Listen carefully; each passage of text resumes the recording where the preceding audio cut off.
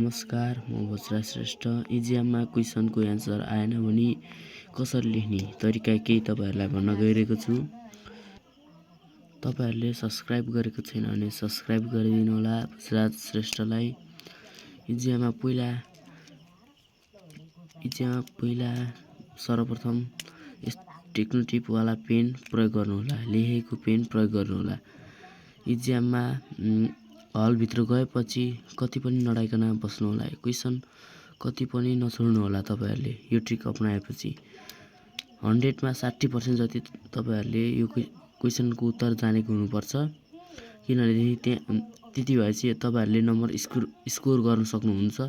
पहिलो ट्रिक रहेको छ, पहिला इक्जाममा जाने अनि पहिला आएको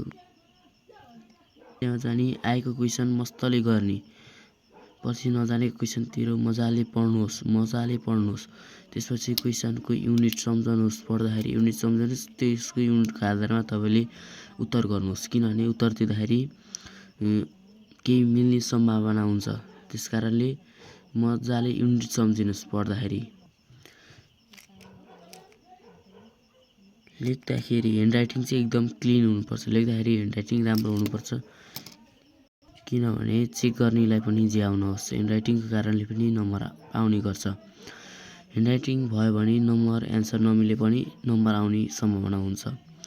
एन्सर लेख्दाखेरि तपाईहरु बुदागत रूपमा लेख्नु होला।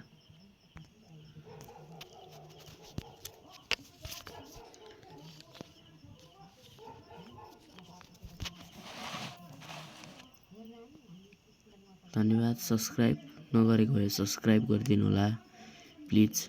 तपाईहरुको साथ सपोर्ट दिनुहोस्।